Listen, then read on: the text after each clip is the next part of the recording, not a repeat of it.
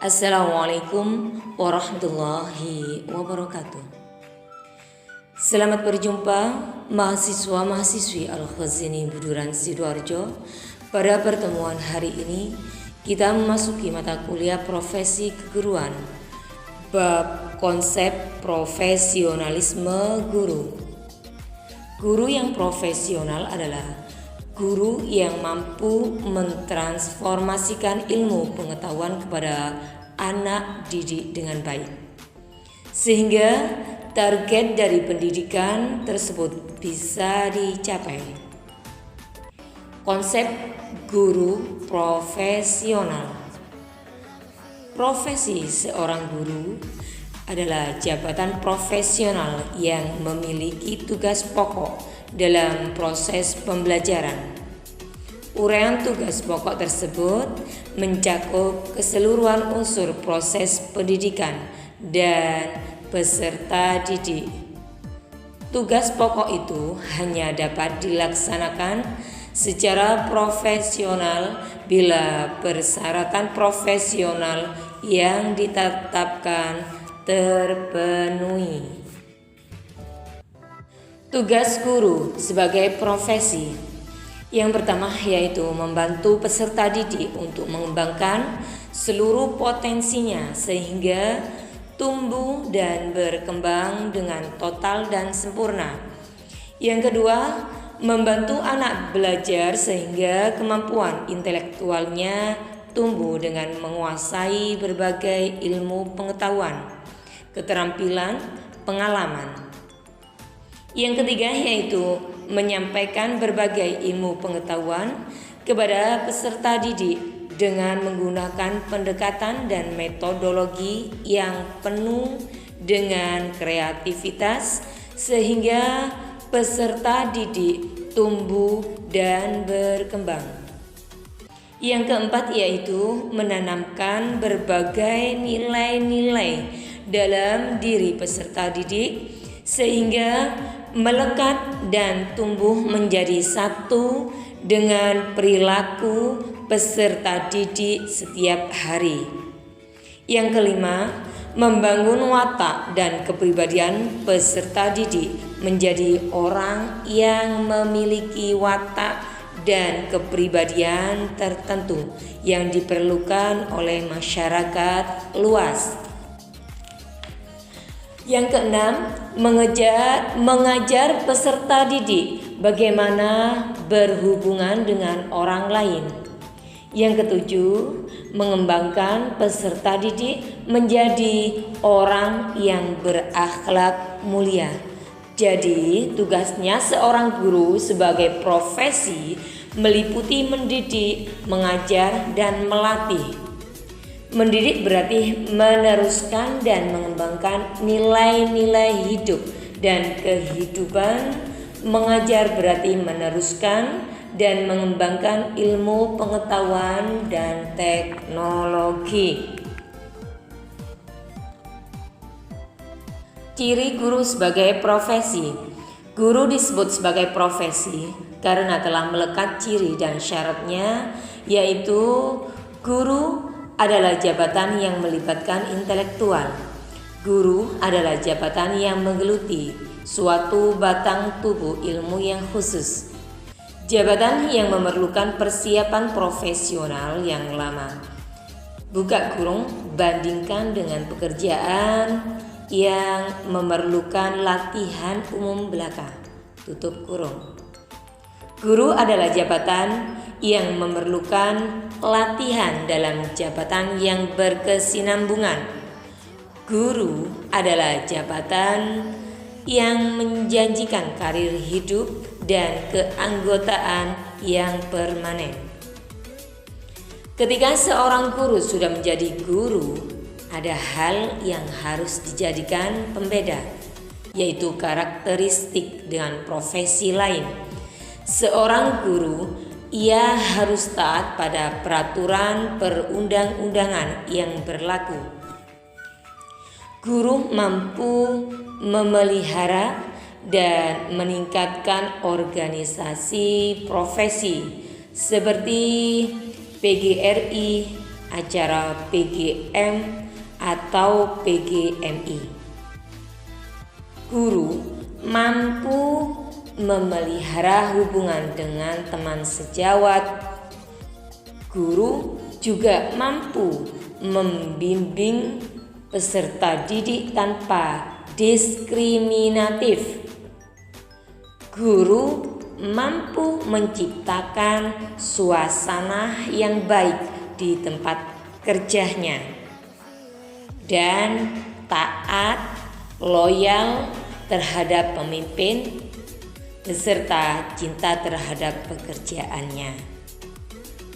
Semoga profesi guru dapat ditempatkan pada posisi yang mulia sebagaimana mulianya seorang guru. Kebijakan nasional dan regulasi mengenai guru sebagai jabatan profesional. Berbagai kebijakan nasional dan regulasi guru sebagai jabatan profesional berupa Undang-Undang Dasar tahun 1945 bersumber dari landasan kebijakan pemerintah. Undang-Undang tahun 1945 pasal 28 dan pasal 31 bunyi pasal 28,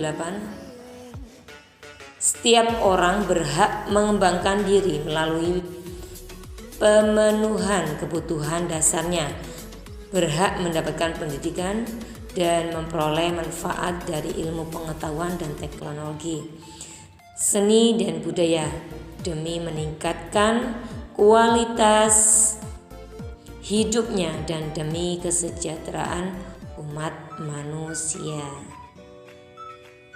Yang kedua, Undang-Undang tahun 1945 pasal 28.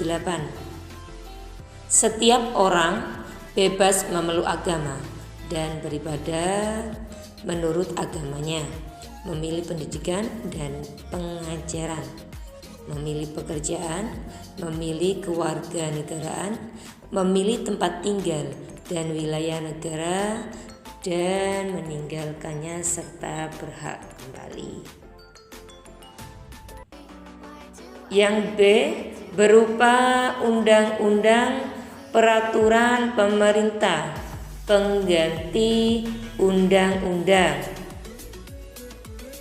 Yang pertama yaitu Undang-Undang Republik Indonesia Nomor 20 Tahun 2003 tentang Sistem Pendidikan Nasional.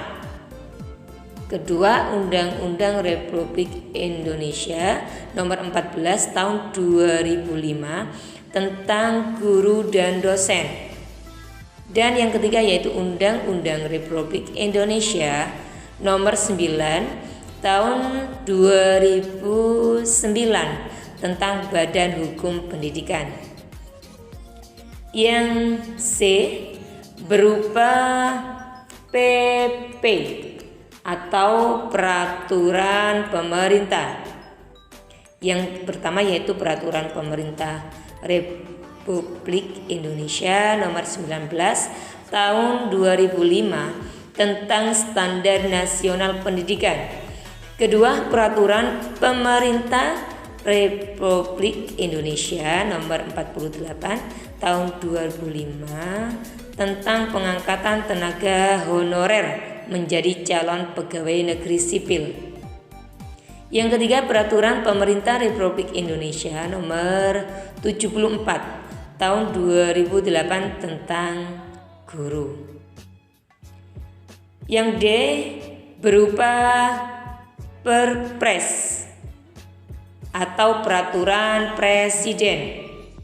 Satu, Peraturan Presiden Republik Indonesia Nomor 110 Tahun 2006 tentang honorarium bagi ketua, wakil ketua, dan anggota Badan Nasional Sertifikasi Profesi. Yang E berupa Kepres atau keputusan presiden.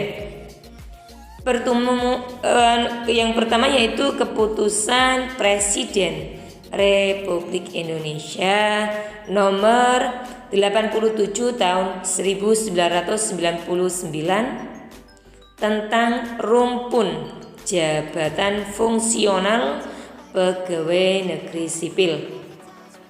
F. Peraturan pelaksanaannya. Ada Peraturan Menteri Pendidikan Nasional nomor 22 tahun 2006 tentang standar isi untuk satuan pendidikan dasar dan menengah. Dan keduanya yaitu Peraturan Menteri Pendidikan Nasional nomor 13 tahun 2007 tentang standar kepala sekolah dan madrasah. Dan selanjutnya Peraturan Menteri Pendidikan Nasional nomor 16 tahun 2007 tentang standar kualifikasi akademik dan kompetensi guru. Landasan filosofi profesi keguruan. A.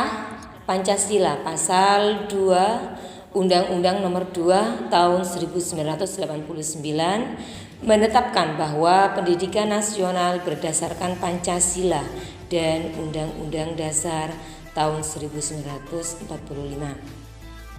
Menegaskan bahwa pembangunan nasional termasuk di bidang pendidikan, yaitu adalah pengalaman Pancasila dan untuk pendidikan nasional. Yang B. Undang-Undang Republik Indonesia nomor 2 tahun 1989 tentang sistem pendidikan nasional dalam bab 1 pasal 1 mengetahui ketentuan umum Undang-Undang Republik Indonesia dituliskan bahwa yang dimasukkan dalam undang-undang yaitu ada pendidikan nasional, sistem pendidikan nasional dan jenis pendidikan dan jenjang pendidikan. Pada pendidikan nomor 1 yaitu usaha untuk menyiapkan peserta didik melalui kegiatan bimbingan, pengajaran atau latihan. Kedua, pendidikan nasional yaitu pendidikan yang berakar pada kebudayaan bangsa Indonesia dan yang berdasarkan pada Pancasila dan Undang-Undang Dasar tahun 1945. Yang ketiga yaitu sistem pendidikan nasional. Satu keseluruhan yang terpadu dari semua satuan dan kegiatan pendidikan yang berkaitannya dengan menuju pendidikan nasional. Yang keempat, jenis pendidikan. Pendidikan yang dikelompokkan sesuai dengan sifat dan kekhususan tujuan. Yang kelima, jenjang pendidikan. Yaitu pendidikan adalah suatu tahap dan pendidikan berkelanjutan yang ditetapkan berdasarkan pada perkembangan peserta didik serta keluasan dan kedalaman dalam pengajarannya. Dalam bab 7 pasal 27 tentang tenaga kependidikan. Yang pertama yaitu tenaga kependidikan bertugas menyelenggarakan kegiatan mengajar, melatih, meneliti, dan mengembangkan. Kedua yaitu tenaga kependidikan meliputi tenaga pendidik, pengelola satuan pendidikan, penilai, pengawas. Yang ketiga, tenaga pengajar merupakan tenaga pendidik yang khususnya diangkat dengan tugas utama yaitu mengajar.